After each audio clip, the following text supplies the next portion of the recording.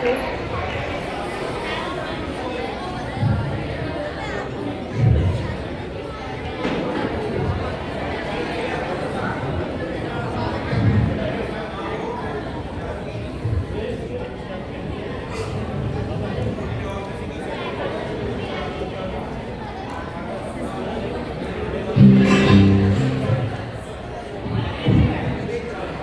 Welcome, स्वागत है आप सभी का ग्लोबल यूनिवर्सिटी 2026 में।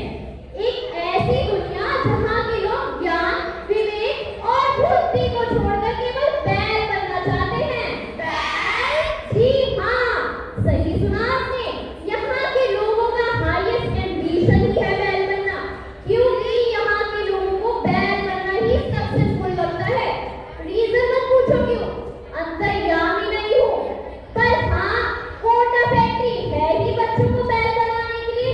और तो और ये दुनिया कुछ है ही ऐसी, हम जैसे इंसानों को बैल बना देती है।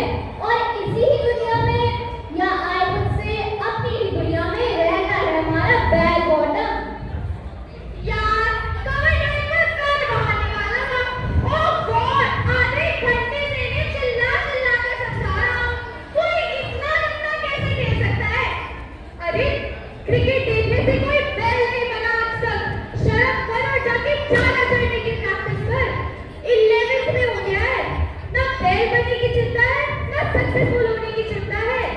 अभी तुम क्या सुन रहे हो, बोलते क्यों नहीं अपनी इस दलाल गुलाब को कुछ। क्यों बेटा बैल बॉटम, बैल बनने की तैयारी ढीली क्यों है तुम्हारी? शर्मा जी का बेटा कब का बैल बन गया है, उनकी तो इज्जत भी डबल हो गई है सोसाइटी में। बेटा बैल बनना ही असली सक्सेस है। ये देख, top 10 US based highly paid Indian बैल का आर्टिकल लिखा है अखबार में। यार मम्मी पापा, मुझे बैल बनने में कोई इंटरेस्ट नहीं है। एक्चुअली मुझे तो ये भी नहीं पता बैल होते कैसे हैं, पर मम्मी पापा के तो बड़े बड़े सपने हैं और मुझे तो मेरी मंजिल भी नहीं पता।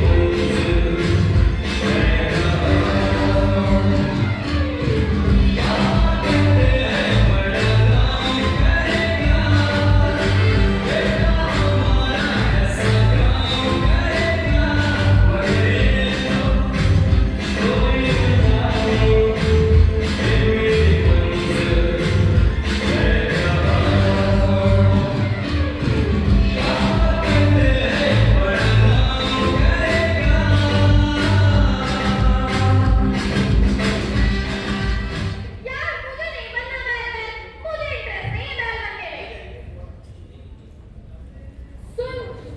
सुन लो, ये लड़का तो हमें कहीं मुंह दिखाने लायक नहीं छोड़ेगा।